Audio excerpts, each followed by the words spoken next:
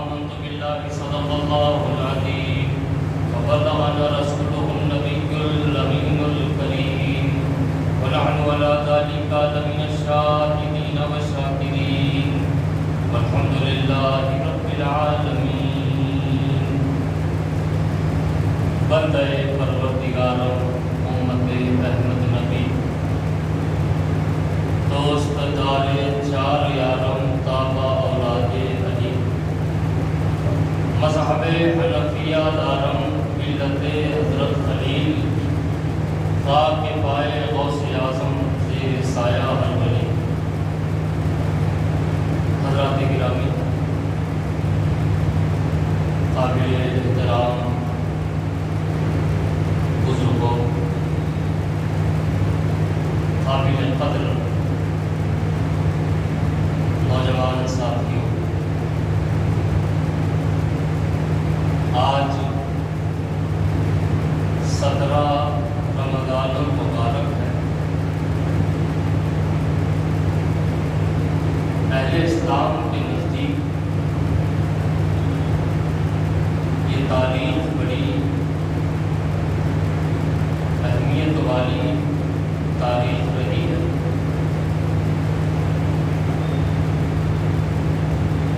ایک 17 تاریخ کو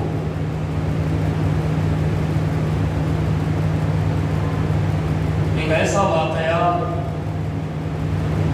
روئے زمین پر رونما ہوا کہ جن واقعات کو قرآن کریم نے، قرآن حکیم نے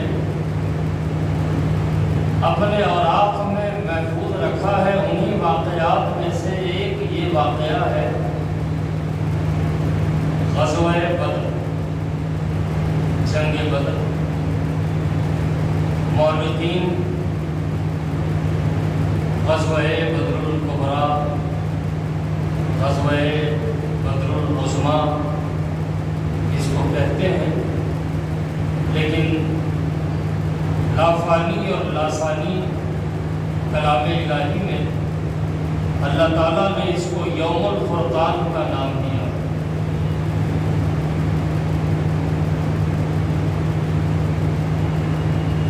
روئے زمین پر ہونے والا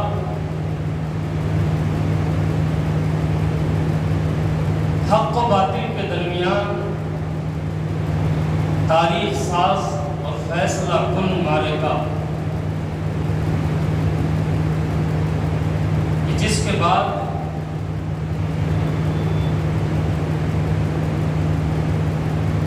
مسلمانوں کے لیے عزت اور سربلندی کا سلسلہ چلا اور کفار و مشرکین کے لیے ذلت کا دروازہ کھل گیا.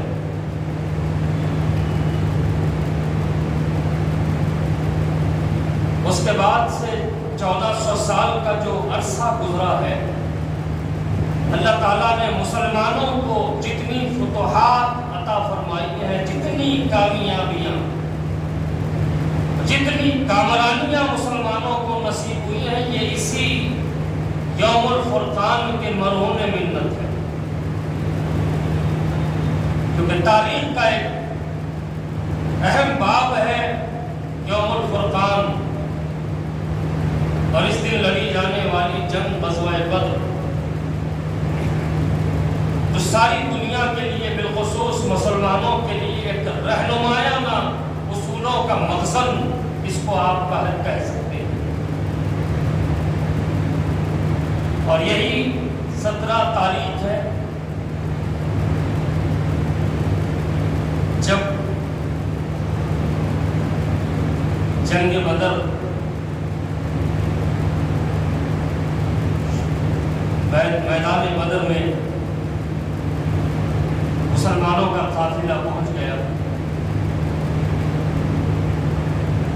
طریقے کے مطابق اسلام کا علم تیار کیا ہے. 2 تنظیم بنائی گئی، ایک تنظیم انصار اور ایک تنظیم مہاجرین۔ تنظیم مہاجرین کا جو علم تھا وہ سیدنا علی المرتضیٰ کرم اللہ وجہہ کے حوالے کر دیا۔ یہ علم بردار بدر ہے مولا کائنات سیدنا علی المرتضیٰ، اور مختلف کتب روایات میں یوں آیا ہے کہ مسلمانوں کا جو علم، جھنڈا، پرچم تیار کیا گیا، بے سر و سامانی کے عالم میں مسلمان پہنچے ہوئے ہیں۔ جب جھنڈے کی تیاری کی بات آئی تو کپڑا تلاش کیا گیا، اور ام المومنین سیدہ عائشہ صدیقہ رضی اللہ تعالی عنہا نے اپنا دوپٹہ پیش کر دیا، اور اسی دوپٹے کو مسلمانوں کا علم بنا دیا گیا، پرچم بنا دیا گیا۔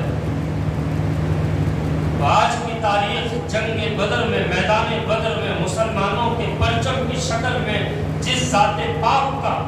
دوپٹہ، پرچم، اسلامی پرچم پر بن کر لہرا رہا تھا، اسی ذات پاک کی وصال کی تاریخ بھی 17 رمضان المبارک ہے۔ ام المومنین سیدہ عائشہ صدیقہ رضی اللہ تعالی عنہا کی ذات مبارک محتاج تعارف نہیں ہے، حضور پاک صلی اللہ علیہ وآلہ وسلم کی محبوب ترین زوجہ پاک ہے۔ آپ کی، ہماری، سارے مسلمانوں کی اماں جان ہے، اور بارگاہ رب العالمین میں آپ کے مقام کا اندازہ اس بات سے لگایا جا سکتا ہے، واقعہ تفصیلی ہے کہ جب ایک وقت آیا کہ منافقین نے آپ پر بہتان لگانے کی جرات کی، جسارت کی، اور آپ کی عزت، آپ کی طہارت، آپ کی عصمت کی گواہی اللہ تعالیٰ نے قرآن کریم کی آیات کے ذریعے نازل فرمائی۔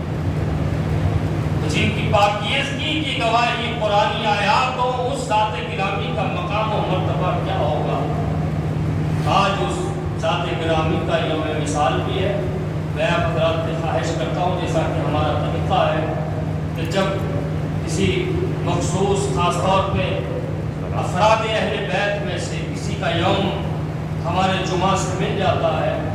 تو ہمارا طریقہ یہ رہا ہے کہ 1 مرتبہ سورہ فاتحہ اور 3 مرتبہ سورہ اخلاص پڑھ کر ان کی خدمت میں ہدیہ غلامی پیش کیا جاتا ہے۔ اور ایصال ثواب پر جب بھی گفتگو ہوئی ہے تو میں نے عرض کیا ہے کہ ایصال ثواب صرف بخشوانے کے لیے ہی، عذاب کو کم کروانے کے لیے یا عذاب کو ہٹانے کے لیے ہی نہیں ہوتا ہے، بلکہ ایصال ثواب اس لیے بھی ہوتا ہے کہ ایصال ثواب کرنے والے کو اللہ تعالیٰ اس کی برکتوں سے مالا مال فرماتا ہے، اور میدان حشر میں جس کو ایصال ثواب کیا جا رہا ہے اس کی شفاعت کی بھیک ہم کو بھی نصیب ہو جائے، اس کی سفارش کی بھیک ہم کو بھی نصیب ہو جائے۔ تو میں آپ حضرات سے درخواست کروں گا کہ 1 مرتبہ سورہ فاتحہ کی بات، سورہ اخلاص آپ حضرات پڑھ لیں۔ گفتگو کے بعد 17 رمضان مبارک ہے، جنگ بدر کی تاریخ ہے، قرآن حکیم نے اس دن کو یوم الفرقان نام دیا ہے، اور سیدہ عائشہ صدیقہ رضی اللہ تعالیٰ عنہا ام المومنین آپ کی، ہماری سب کی ماں کی مثال کی تاریخ بھی ہے، اماں جان کی مثال کی تاریخ بھی ہے۔ ضرور بھی ایصال ثواب کرتے ہوئے برکتوں سے مالا مال ہو جائے۔ حضور پاک صلی اللہ علیہ وسلم کی رضا اسی میں ہے کہ آپ کے اہل بیت کو چاہا جائے، آپ کے اہل بیت سے محبت رکھی جائے، آپ کے اہل بیت سے، افراد اہل بیت سے عقیدت رکھی جائے۔ تو حضرات گرامی، 17 رمضان مبارک یوم الفرقان ہے، جنگ بدر کا موقع ہے۔ الحمدللہ کئی برس سے مسجد ہادہ میں جنگ بدر کے سلسلے میں جلسہ یوم الفرقان منعقد ہوتا آیا ہے، اور لاسٹ ایئر گزشتہ سال لاک ڈاؤن کی وجہ سے سب گھروں میں بند تھے، تو اس سلسلے کو فقیر قادری نے زندگی میں پہلی مرتبہ، اور اس کے بعد پھر کبھی نوبت بھی نہیں آئی کہ آن لائن یہ جلسہ رکھتے ہوئے، چونکہ اس جلسے کی خصوصیت، جلسے تو جنگ بدر کے حوالے سے بہت ہوتے ہیں، لیکن اللہ سلامت رکھے مسجد ہادہ کی انتظامیہ کے جو ذمہ دار حضرات ہیں ان کا کوآپریشن اس میں بہت اچھی طرح رہتا ہے، کیونکہ یہ حضرات بھی صحیح العقیدہ ہے، سنی صحیح العقیدہ ہے۔ الحمدللہ اللہ ان کو شاد رکھے، آباد رکھے۔ اس جلسے کی خصوصیت یہ ہوتی ہے کہ جلسے کے بعد یعنی خطابات کے بعد، اور اس جلسے میں گزشتہ جو جلسے ہوئے ہیں اس میں شیخ الحدیث نبیر حضرت بحر العلوم حضرت عباس علمبردار صدیقی قادری مدد العالی کی شریک ہوئے ہیں، اور میرے اپنے خال محترم حضرت جسٹس سید شاہ محمد قادری صاحب مدد العالی سابق جج سپریم کورٹ بھی اس میں شریک ہوئے ہیں، اور صدر کل مجلس اتحاد المسلمین حضرت نقیب ملت بیرسٹر اسد الدین اویسی کے خطابات بھی اس جلسے میں ہوئے ہیں۔ لیکن اس سال کچھ حالات ایسے بدلے ہوئے ہیں کہ بڑے جلسے وغیرہ کا کوئی اہتمام نہیں کیا جا سکا۔ اللہ تعالیٰ حالات کو سدھار دے، حالات کو سنبھال دے، اور اس کرونا جیسی وبا کو اللہ دنیا کے خاتمہ فرما دے اس کا۔ پھر اس کے بعد ہماری رونقیں بحال ہو جائیں گی، رمضان کی رونقیں بھی ہم دیکھیں گے، رمضان کے افطار اور سحری کی برکتیں بھی ہم بڑے اچھے انداز میں اطمینان کے ساتھ حاصل کریں گے، اور ساتھ میں یہ جو جلسے وغیرہ جو رک چکے ہیں پھر سے انشاءاللہ کا انعقاد عمل میں آئے گا۔ تو اس جلسے کی خصوصیت جو ہوتی ہے وہ یہ کہ جلسے کے اختتام پر 313 اصحاب جنہیں اصحاب بدر کہا جاتا ہے، جن کے مقام و مرتبے کا اندازہ آپ حضرت رفاعہ رضی اللہ تعالیٰ عنہ کی اس روایت سے، اس بیان سے آپ لگا سکتے ہیں کہ حضور پاک صلی اللہ علیہ وآلہ وسلم کی خدمت عالی میں حضرت جبرائیل علیہ السلام کیا ہونا بیٹا؟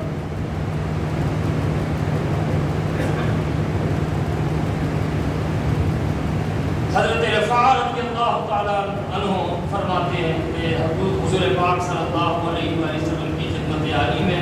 حضرت جبرائیل علیہ السلام حاضر ہوں اور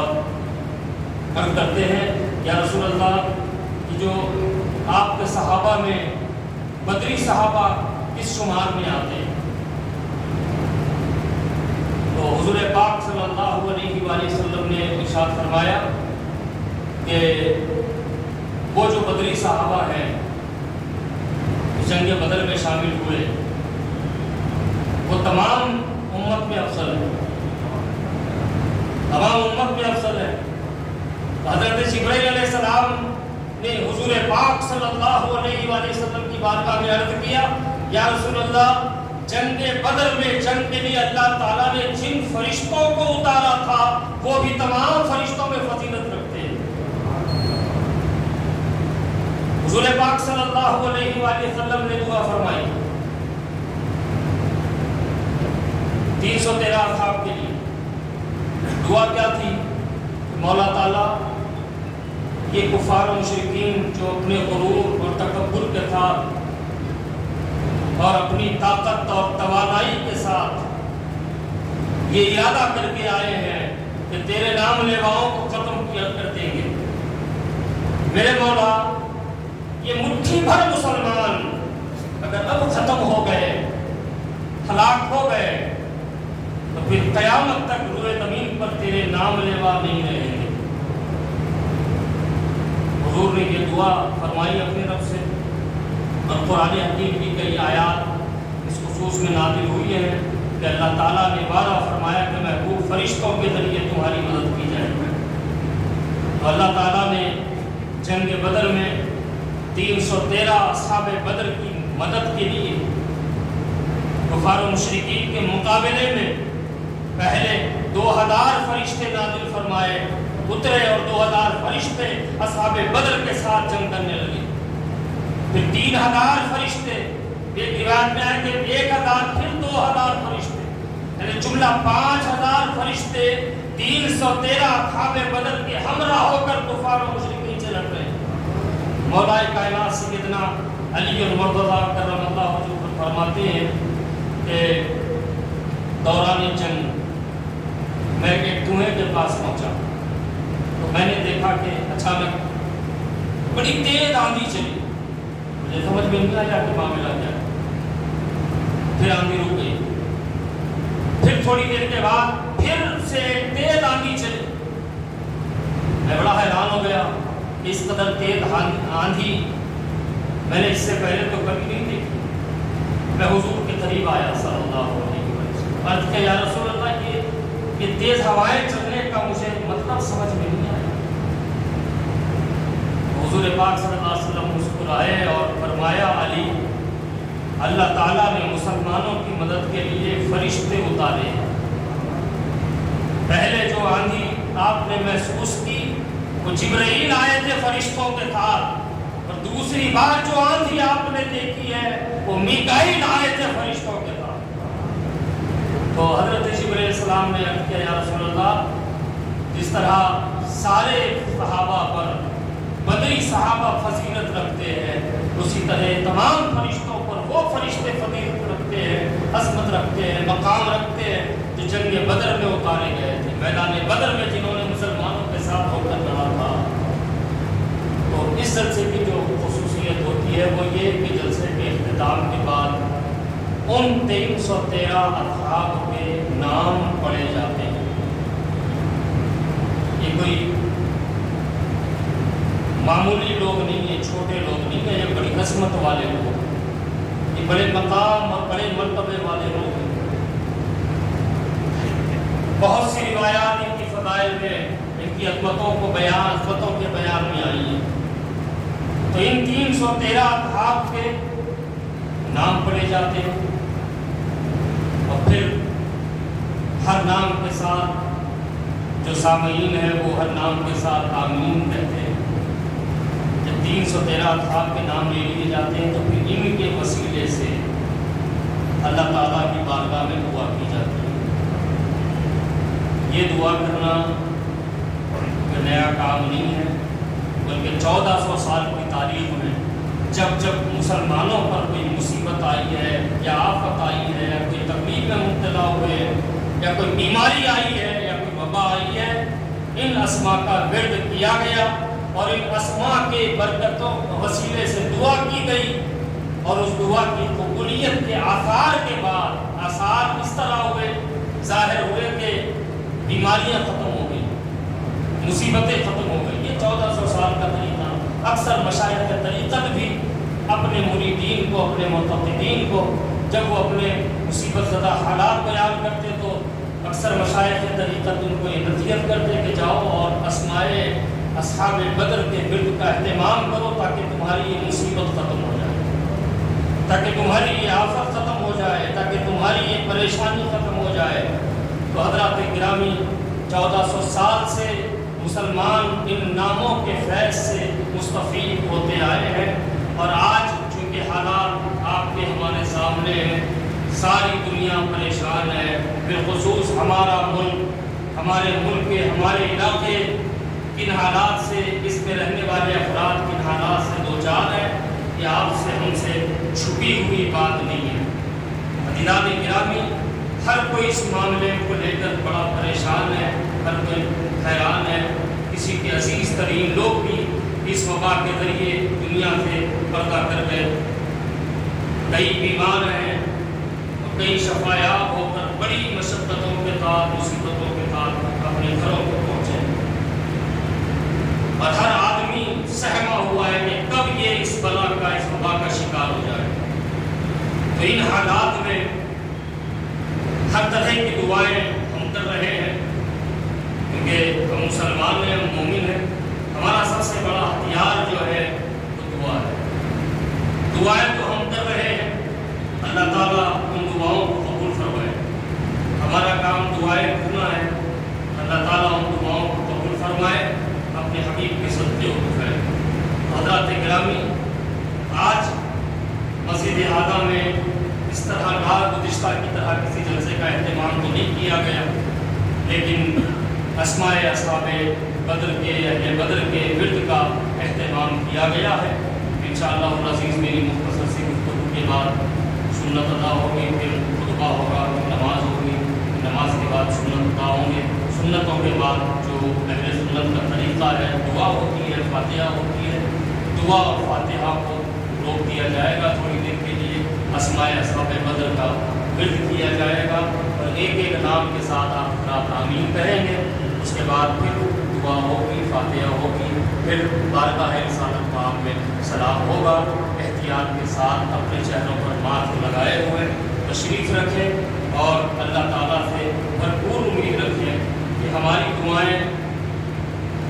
یقیناً قبول ہوں گی۔ اور آج تو ان لوگوں کا نام لیا جا رہا ہے جن کی فضیلت، جن کی عظمت میرے آقا صلی اللہ علیہ وآلہ وسلم نے بیان فرمائی ہے، اور قرآن حکیم میں واضح طور پر اللہ تعالیٰ نے فرما دیا کہ یہ وہ لوگ ہیں جن کی مدد کے لیے ہم نے فرشتے اتارے ہیں، یہ وہ لوگ ہیں جن کی مدد کے لیے ہم نے بارش برسائی ہے، یہ وہ لوگ ہیں جن کو ہم نے فتح و کامران کیا ہے، یہ وہ لوگ ہیں جو بارگاہ الہی اور بارگاہ رسالت کے مقربین ہیں، اور ان میں تمام خلفائے راشدین یعنی چاروں خلفائے راشدین حضرت سیدنا ابوبکر صدیق رضی اللہ تعالیٰ عنہ، حضرت سیدنا عمر فاروق رضی اللہ تعالیٰ عنہ، حضرت سیدنا عثمان غنی رضی اللہ تعالیٰ عنہ، اور حضرت سیدنا علی المرتضیٰ کرم اللہ وجہہ الکریم، اور بقیہ عشرہ مبشرہ کے 6 افراد اور دیگر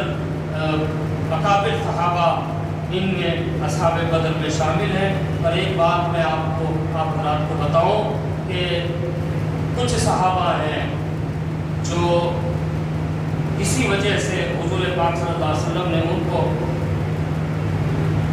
مجاہدین بدر میں یعنی قافلے میں شامل ہونے سے منع فرما دیا، وجوہات تو ایمان تھا، اس کو میرے آقا نے روک دیا۔ اور ایک شخصیت ایسی تھی کہ جو نام نامی اس میں گرامی ہے، سیدنا عثمان غنی رضی اللہ تعالیٰ، حضور پاک صلی اللہ علیہ وسلم کے داماد، حضرت بی بی رقیہ کے شوہر نامدار، حضرت بی بی ام کلثوم کے شوہر نامدار، ذوالنورین۔ حضور پاک صلی اللہ علیہ وسلم نے حضرت سیدنا عثمان غنی رضی اللہ تعالیٰ عنہ کو جنگ بدر میں آنے سے منع فرما دیا۔ منع کیوں فرمایا؟ کہ حضرت سیدہ بی بی رقیہ شہزادی رسول علی تھی۔ حضور پاک صلی اللہ علیہ وسلم نے فرمایا عثمان رقیہ کی تم تیمارداری کرو، اور جب جنگ فتح ہو گئی، جنگ سے واپس ہو گئے، تو حضور پاک صلی اللہ علیہ وسلم نے بدری صحابہ میں سیدنا عثمان غنی رضی اللہ تعالیٰ عنہ کو شامل کیا۔ اب آپ اس بات سے سمجھیں کہ جنگ بدر میں شریک ہونے والے صحابی تمام صحابہ میں افضل ہے، اور ان میں وہ بھی شامل ہیں جو اہل بیت کی خدمت میں، شہزادی رسول کی خدمت میں سیدنا عثمان غنی رہ گئے، تو حضور پاک صلی اللہ علیہ وسلم نے بدری صحابہ میں ان کو شمار فرما دیا۔ تو ان کے اسماء مبارک پڑھیں گے کہ بڑے مقربین بارگاہ الہی و بارگاہ رسالت لوگ ہیں، اور اس یقین کے ساتھ پڑھیں گے، اس یقین کے ساتھ ہر نام کے ساتھ آمین کہیں گے کہ اللہ تعالیٰ ان ناموں کی برکت سے، ان نفوس کے وسیلے سے کورونا کی وبا کو دنیا سے ختم کر دے گا، ختم بھی نہ ہو تو اس وبا کو بے اثر کر دے گا کہ یہ کسی پر انشاءاللہ کوئی اثر نہیں کرے گا، اس یقین کے ساتھ۔ لیکن اس دعا کے ان اسماء کے ورد اور ان کے وسیلے سے دعا کے لیے ایک شرط ہے، وہ شرط یہ ہے کہ 313 جو اصحاب ہیں ان کے تعلق سے دل میں ہلکا بھی میل نہ آنے پائے، خدا نہ خواستہ ان میں سے کسی ایک فرد کے تعلق سے کہ دل میں کوئی ایسا میل آ گیا کہ یہ دعا قبول نہیں ہوگی بلکہ ہمارے ہی منہ پہ مار دی جائے۔ یہ دعا کی قبولیت کی یہ شرط ہے کہ 313 اصحاب میں سے کسی کے تعلق سے بھی دل میں کوئی چیز، کوئی میل دل میں بچا نہ ہو، اور ان 313 سے محبت ہو، اور ان محبت کی بنیاد پر ان کے نام پکارے جائیں، اور ان کے ناموں کے وسیلے سے اللہ کی بارگاہ میں دعا کریں۔ حضرات گرامی، جنگ بدر کے حوالے سے میں کرنا چاہتا تھا، لیکن وقت کا لحاظ بھی ہم کو کرنا پڑتا ہے۔ انشاءاللہ عزیز آنے والے سال اللہ تعالیٰ آپ کو زندگی سے نوازے، سلامت رکھے۔ آنے والے سال حالات بدلیں گے، پھر جنگ بدر کا تذکرہ ہوگا، اصحاب بدر کی بھی فضیلت ہوگی۔ یاد رکھیں کہ جنگ بدر جو ہے یہ قیامت تک کے لیے مسلمانوں کے لیے ایک آئیڈیل جنگ ہے، حضور پاک صلی اللہ علیہ وسلم اس جنگ میں شریک ہے. حضور پاک صلی اللہ علیہ وسلم کی دعائیں حضرت سیدنا ابوبکر صدیق رضی اللہ تعالیٰ عنہ فرماتے ہیں کہ حضور صلی اللہ علیہ وسلم نے مسلمانوں کی فتح و نصرت کے لیے اللہ تعالیٰ کی بارگاہ میں دعائیں مانگنی شروع.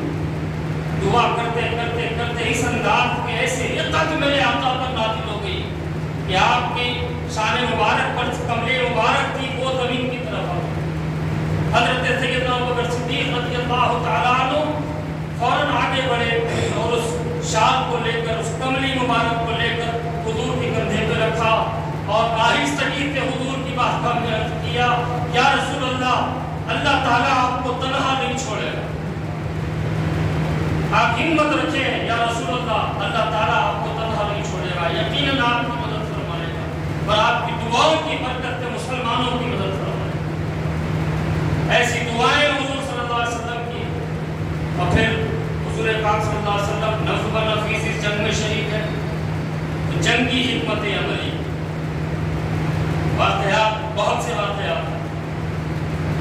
جنگ کیسی لڑی جاتی ہے؟ ایک ماہر سب سالار،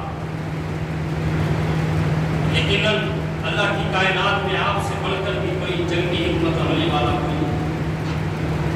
حضور پاک صلی اللہ علیہ وسلم نے بتا دیا کہ یہ اللہ تعالیٰ کے ایسے محبوب ہے کہ ہر فن میں کمال، ہر علم میں کمال حضور کو حاصل. جنگ میں پہنچتے ہیں تو صفیں کیسی بنانی چاہیے، صف میں کون آگے ہونا چاہیے، صف میں کون کس انداز میں ہونا چاہیے، اور جو سب سے الگ ہیں ان کو کس انداز میں جنگ میں شرکت کرنی ہے. یہ سارے منصوبے حضور صلی اللہ علیہ وسلم اپنے صحابہ کرام کو بتا رہے ہیں اور بڑی پلاننگ سے میرے آقا صلی اللہ علیہ وسلم میدان جنگ میں مسلمانوں کو اتارتے ہیں. نصیحت کرتے ہیں کہ تیر اندازو تمو، تیر چلانے میں پہل نہ کرنا جب تک کہ دشمن تیر کی رینج میں نہ آ جائے. اپنے تیروں کو ضائع مت کرنا. تو جب قریب آ جائے تمہیں اس بات کا یقین آ گیا کہ یہ اب تیر سے بچ نہیں سکتے، تب ان پر تیر چلانا. اے تلوار بازو، جب تیر انداز اپنا کام کر جائے اور دشمن قریب آ جائے تو پھر اے تیر اندازو تم اپنے اے تلوار بازو اپنی تلواریں تم اٹھا لینا اور دشمنوں پر ٹوٹ پڑ. جنگی منصوبے میرے آقا صلی اللہ علیہ وسلم کی حکمت عملی حضور میدان جنگ میں کس کو کیسا ہونا چاہیے. پھر صحابہ کرام کی جانب صحابہ کرام کا جذبہ ایمانی 313 کا لشکر ہے اور 900 چلر کفار و مشرکین ان کے مقابلے میں ڈرتے نہیں ہیں، گھبراتے نہیں ہیں. جذبہ ایمانی اس قدر ان کے پاس موجود ہے اور حضور پاک صلی اللہ علیہ وسلم کی محبت میں وہ اس قدر سرشار ہیں کہ حضور پاک صلی اللہ علیہ وسلم ایک موقع ایسا آیا کہ حضور پاک صلی اللہ علیہ وسلم نے پوچھا کہ تم میرا ساتھ دو گے؟ ایک صحابی اٹھ کے عرض کرنے لگے یا رسول اللہ، ہم وہ بنی اسرائیل والے نہیں ہیں جو موسیٰ کو پلٹ کے کہہ دیا انہوں نے کہ آپ جانو آپ کا رب جانو. یا رسول اللہ، ہم تو آپ پر نثار ہونے کے لیے موجود ہیں، آپ جو حکم کریں گے یا رسول اللہ ہم وہ کام کر جائیں گے. تو یہ جذبہ جانثاری کے ساتھ صحابہ کرام موجود ہیں. تو یہ ساری دنیا کے لیے نمونہ جنگ ہے، آئیڈیل جنگ ہے. 313 ہے، 900 سے زائد کفار و مشرکین غرور و تکبر میں چکے ہیں، کھاتے پیتے ہیں، پیٹ بھرے لوگ ہیں اور یہ کھانے کا اتنا سامان ان کے پاس موجود ہے. حالت ندا میں اور جذبہ ایمانی سے سرشار ہے. حضور پاک صلی اللہ علیہ وسلم پر اپنی جان کو لٹانے کے لیے تیار ہے. یہ ساری دنیا کے لیے ایک درس ہے، بالخصوص مسلمانوں کے لیے کہ اللہ تعالیٰ اس جنگ کے ذریعے یہ بتا رہا ہے کہ دیکھو اس جنگ کے اسباب کیا ہیں. اس جنگ کے اسباب حضور سے دشمنی ہے. مکے میں حضور نے اعلان نبوت فرمایا، امین اور صادق کا وظیفہ پڑھنے والے بھی حضور کے مخالف ہو گئے. 13 سال تک حضور کو تکلیفیں پہنچائی، یہاں تک کہ معاذ اللہ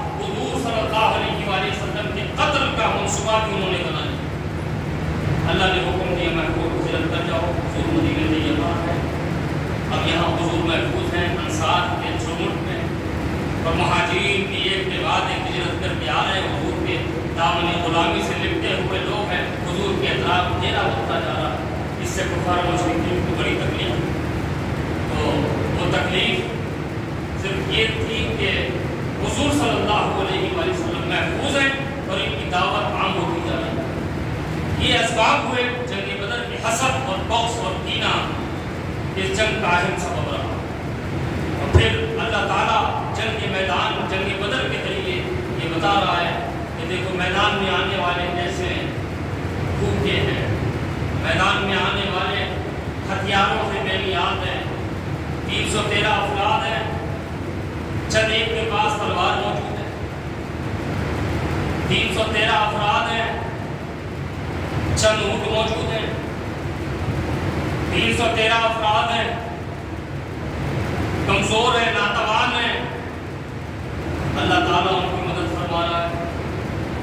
فرشتوں کو نازل کر رہا ہے، فرشتے آ رہے ہیں، اور جب فرشتے آ رہے ہیں تو دشمنوں کے صرف سر کٹ رہے ہیں، اور ایسے ایسے بڑے بڑے سرداروں کے سر کاٹ دیے گئے کہ جو سب سے زیادہ مسلمانوں کے اور اسلام کے مخالف تھے، سب سے زیادہ حضور پاک صلی اللہ علیہ وآلہ وسلم کے مخالف تھے، وہ جہنم رسید ہو گئی۔ اس جنگ کے ذریعے اللہ یہ بتا رہا ہے کہ دیکھو میری مدد تمہارے لیے ہے، میری حمایت تمہارے ساتھ ہے، فتح تمہاری ہوگی، کامیاب تم رہو گے، کامران تم رہو گے، لیکن یہ اس وقت ہوگا جب تم کامل مومن ہو جاؤ، میری ذات پر تمہیں بھروسہ ہوگا، میرے محبوب سے محبت ہوگی، تو پھر ہر فتح تمہاری ہوگی۔ آج ساری دنیا میں مسلمان پھیلے ہوئے، اگر ایمانداری سے سروے کیا جائے تو مسلمان کی اکثریت میں ہے ساری دنیا میں، لیکن ایمانداری سے سروے نہیں ہوتا۔ اتنی اکثریت میں، اتنی کثرت میں مسلمان ہیں، جس کے باوجود ہمیں زوال کا منہ دیکھنا پڑتا۔ اس کی وجہ یہ ہے کہ ہمارے پاس ساری چیزیں موجود ہیں،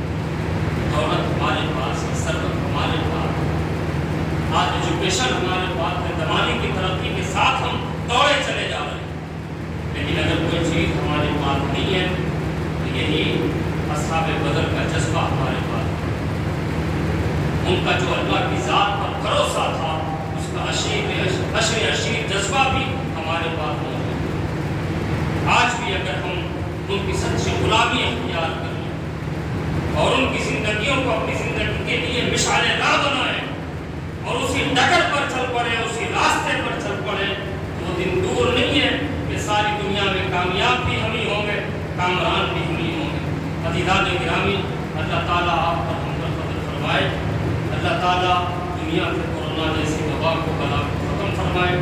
جو متاثر ہے مولا ان سے اثر کو ختم فرمائے، جو محفوظ ہے مزید حفظ و امان ہمیں عطا فرمائے۔ آپ حضرات سے درخواست ہے